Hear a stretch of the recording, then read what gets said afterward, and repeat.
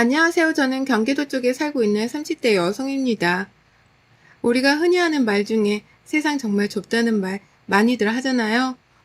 전 이번에 저 말을 실감하는 일을 겪었고 여러분들께 들려드릴까 합니다. 세상이 정말 좁으니 누군가에게 피해를 주거나 상처를 줄 수 있는 행동은 하지 않는 게 좋다는 생각이 들더라고요. 물론 당연히 그렇게 살아야겠지만 말입니다. 저는 위에 오빠가 하나 있긴 하지만 오빠는 결혼 후 새언니와 함께 베트남에서 살고 있어요. 코로나가 터지기 전까지만 해도 그 핑계로 정말 자주 놀러 갔었지만 코로나 터지고는 그것도 쉽지가 않아서 얼굴을 제대로 본 지가 몇 년이 되었습니다. 거기서 새언니랑 함께 사업을 하고 있어서 가족이라고 해봤자 저랑 부모님만 한국에서 함께 살고 있었죠. 딱히 어려움도 없었고 전업주부이신 엄마 덕분에 어려서부터 간식 하나를 먹더라도 정성이 들어간 엄마표 간식을 먹으면서 자랐습니다. 그만큼 가정적이셨고 가족들의 일에는 늘 헌신하셨던 엄마셨죠. 엄마만 노력한 건 물론 아니고 엄마가 가족들만 신경 쓸 수 있도록 아빠께서도 가장의 역할을 충실하게 해주셨습니다. 외벌이였지만 늘 부족함 없게 살게 해주셨고 그만큼 최선을 다하셨던 거죠. 화목하고 금전적 부족함도 없던 저희 집안의 막내딸이던 제가 나이가 들면서 점점 결혼 정년기가 다가오니 부모님의 관심을 집중받게 되었습니다. 엄마께서는 시집 못 보내겠다고 가지 말라고 하셨지만 아빠께서는 적절한 나이라면 이제 시집가도 좋을 것 같다고 말씀을 하셨죠. 두 분이 아무리 저렇게 말을 해도 의미가 없던 게 제가 결혼할 생각이 아직 없었습니다. 그렇게 철부지 마냥 시집 안 가를 외치면서 제 일만 하며 살던 중 한 남자를 만났어요. 지인 소개로 만나게 되었는데 막상 만나보니 생각 이상으로 너무 괜찮은 거예요. 연애 안 한 지도 오래된 상태였는데 이 사람은 보면 볼수록 당장 연애를 시작하고 싶다는 생각이 들었습니다. 몇 번의 만남을 더 이어가다 진지하게 만나게 되었죠. 마치 저희 아빠처럼 따뜻하고 자상하면서 적당히 유머 감각도 있던 그 사람이 참 좋았어요. 함께 있으면 시간 가는 줄 모르고 하하호호 웃기만 했고 근심걱정이 뭐였는지 오늘 하루 받았던 스트레스가 있었는지도 까먹을 정도로 좋았습니다. 이런 애랑이에게 한 가지 말 못할 사정이 있었어요. 어느 날 제게 굉장히 어렵게 말을 꺼내줬습니다. 나는 당신이랑 꼭 결혼을 할 거거든.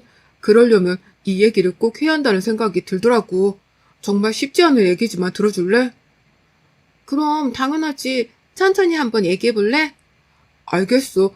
그럼 아빠는 일찍 돌아가셨다고 했잖아. 그럼 엄마랑 여동생밖에 없는데 엄마랑도 연을 끊고 살다가 최근 들어서 조금씩 서로 마음을 열어보고 있거든.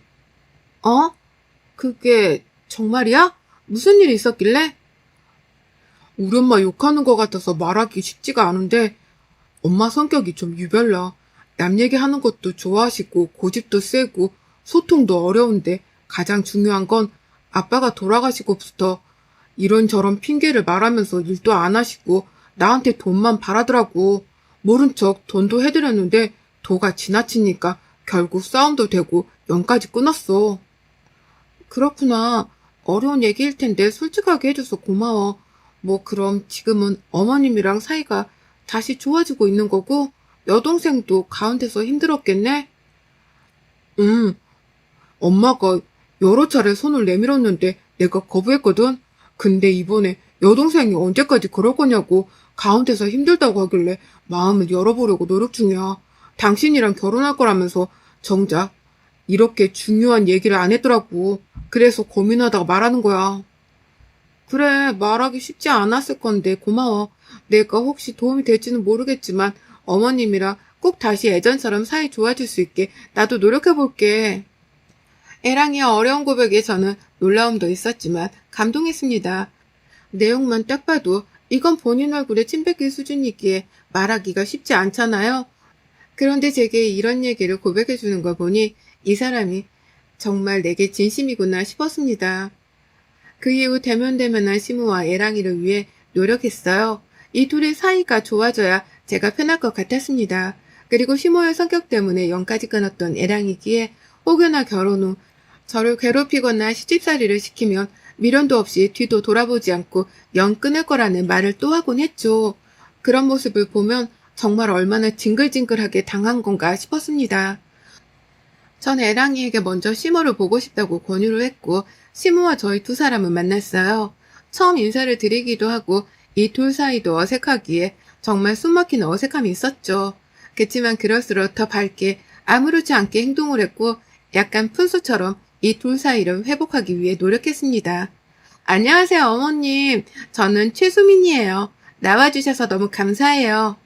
뭘 그래? 둘이 데이트하는데 늙은이 초대해준 게 고마운 일이지. 알겠지만 우리 석훈이랑 나랑은 사이가 대면대면 하거든. 근데 그걸 또 사이좋게 만들어준다고 이렇게 노력을 해주니 내가 고맙지. 아유, 아니에요. 고마우실 거 하나 없으세요. 그냥 앞으로도 이렇게 자주 만나면서 맛있는 것도 먹고 좋은 것도 보고 그러면 좋을 것 같아요. 그래 뭐 그래도 좋지. 어머님, 여기 세트 메뉴가 인기가 좋다고 하더라고요. 그래서 그걸 먹는 게 좋을까요? 아니면 어머님이 따로 눈길 가는 메뉴가 있으세요? 이미 메뉴 다 정해놓고 눈길 가는 메뉴가 있냐고 물어보면 뭐라고 대답해야 하나? 난감하네, 나 참.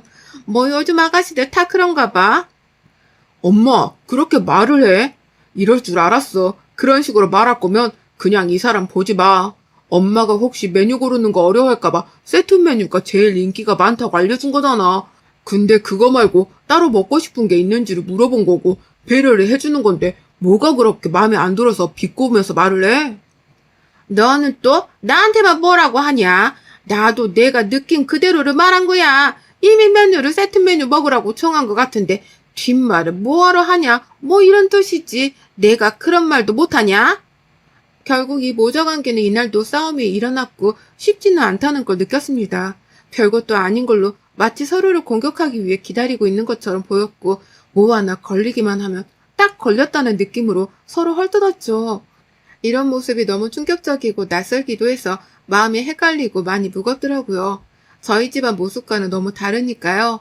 애랑이만 봤을 때는 절대 놓치면 안 될 사람인데 시모를 봤을 때는 꼭 놓쳐야 할 사람이 돼버리니 혼란스러웠습니다.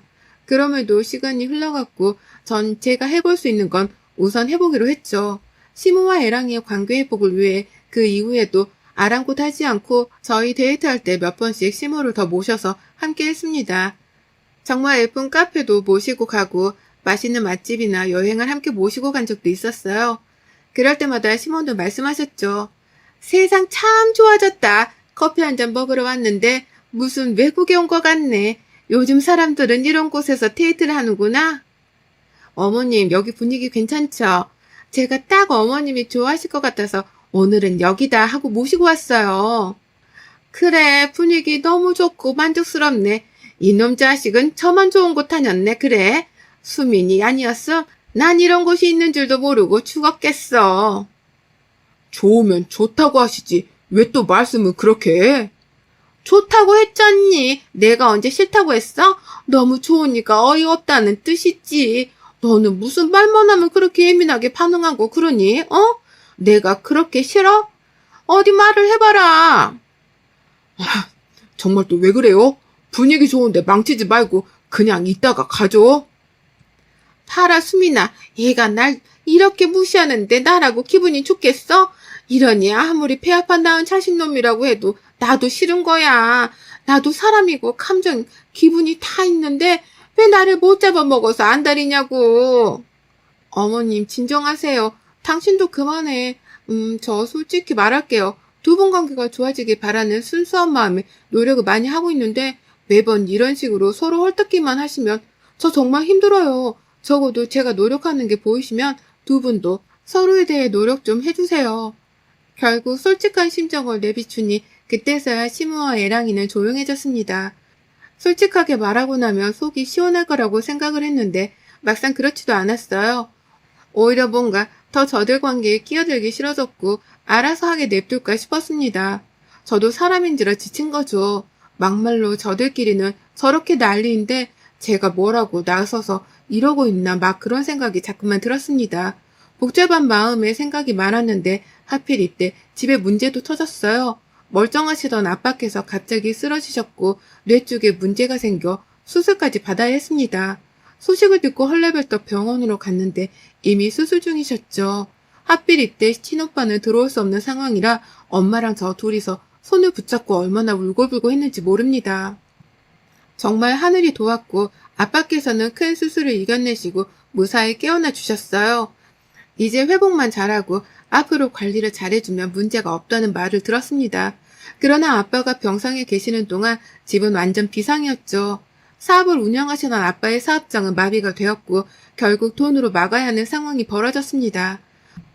아빠가 정신을 차리시자마자 제일 먼저 한 일도 바로 이 터진 상황을 해결하는 일이었죠.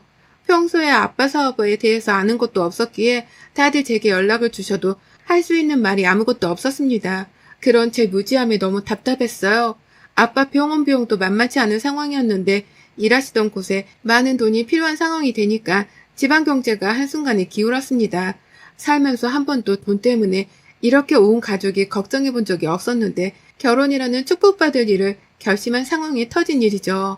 결혼이고 나발이고 당장 우리 집부터 살리자는 마음으로 제가 모은 돈을 아빠께 드렸으나 받지 않으셨어요.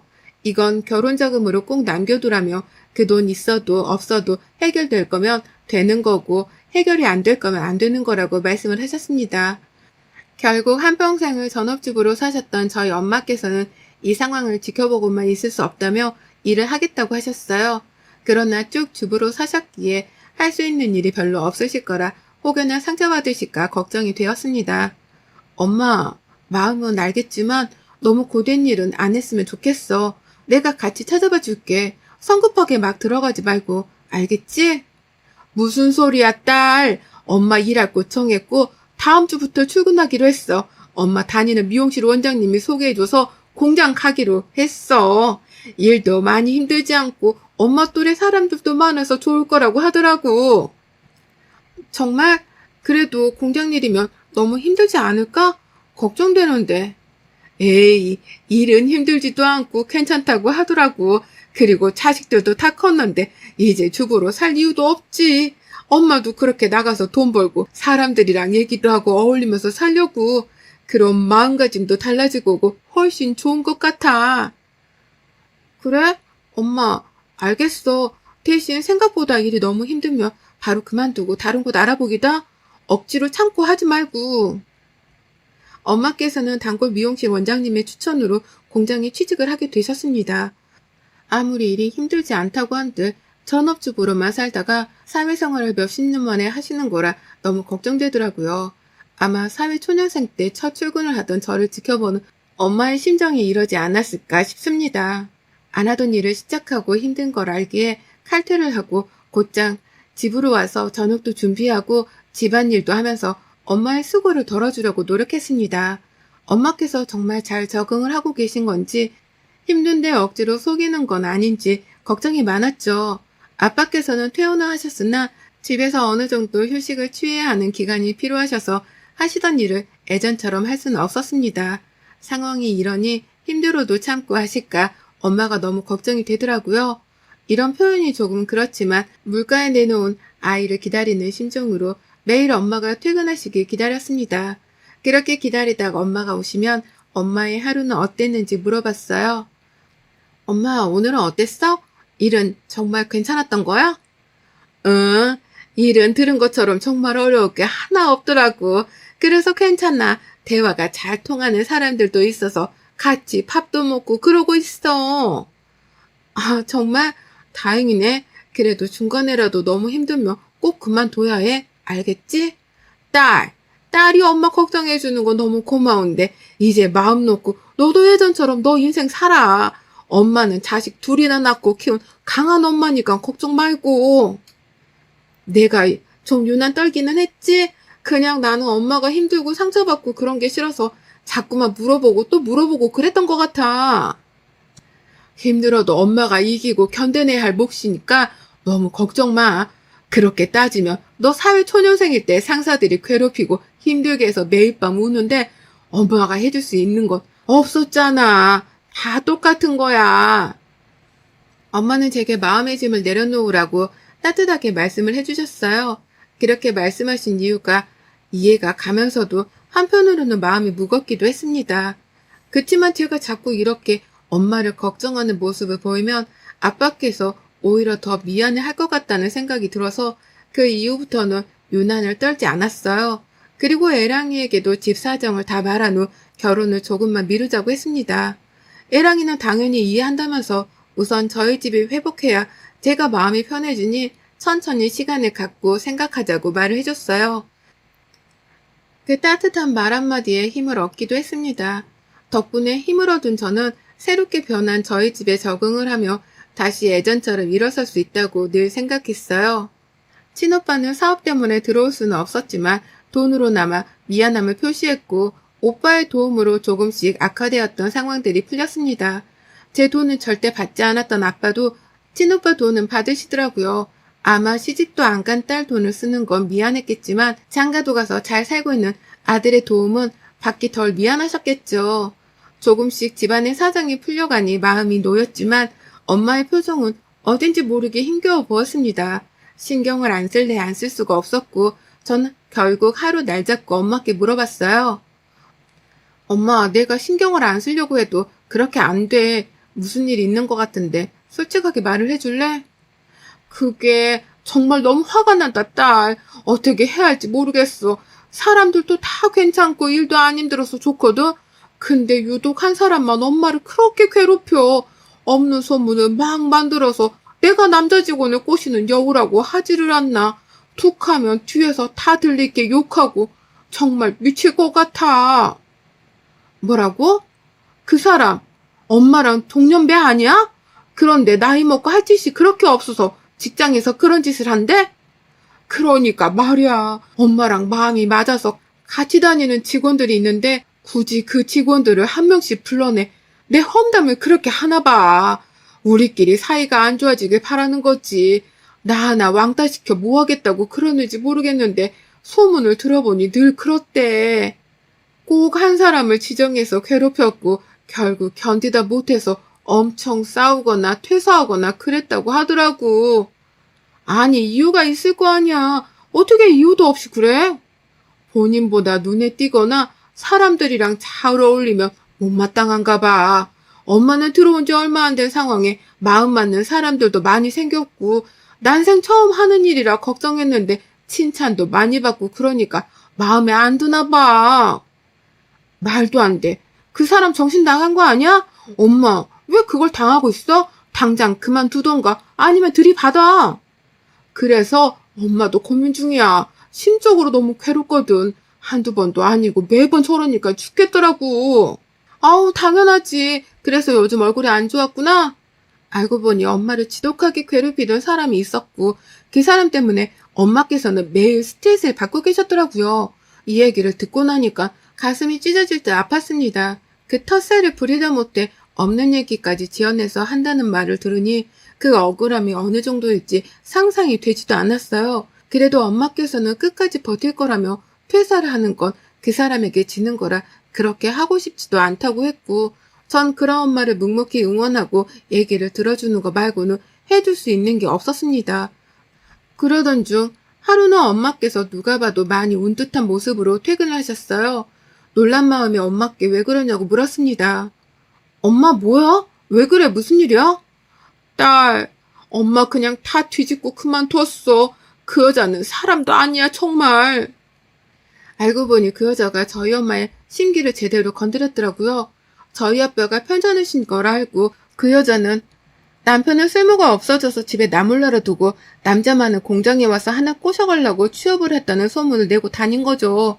건드리면 안 될 것까지 건드렸고 결국 폭발한 엄마께서는 그 여자와 머리채까지 흔들며 싸웠다고 합니다.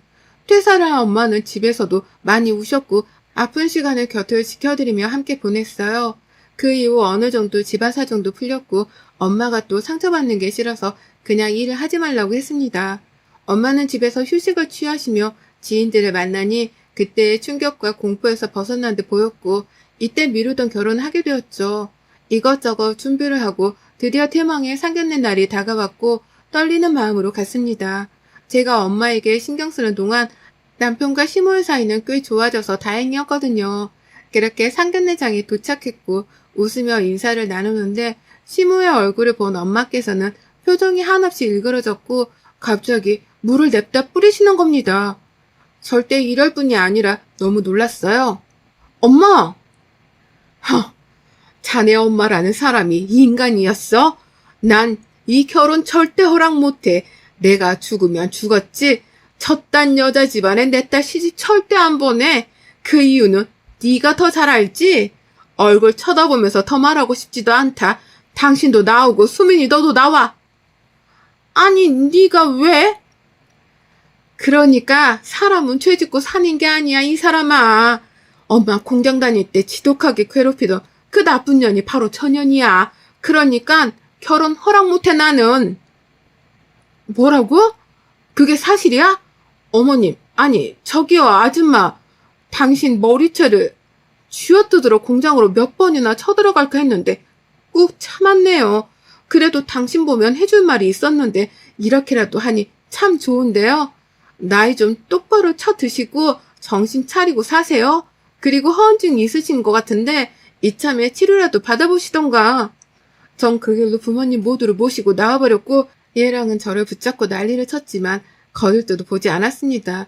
결국 애랑과 시모는 미친 듯이 소리치며 싸웠고 이후 시모에게 사죄하는 연락도 왔어요. 거기다 저희 집까지 찾아와서 무릎을 꿇고 빌었지만 또 물을 한 대접 뿌려주고 당장 눈앞에서 사라지라고 하며 저것들과는 완전 연을 끊어버렸습니다. 애랑이를 진심으로 사랑했고 미래를 함께하고 싶었지만 저런 시모와는 함께하고 싶지 않았기에 전 고민도 없이 끝을 냈어요. 지금 와서 생각해보면 제 인생에서 가장 감정적으로 대처한 일인데 가장 잘한 일이 아닌가 싶습니다. 여러분의 생각은 댓글로 남겨주세요. 오늘도 시청해주셔서 정말 감사합니다.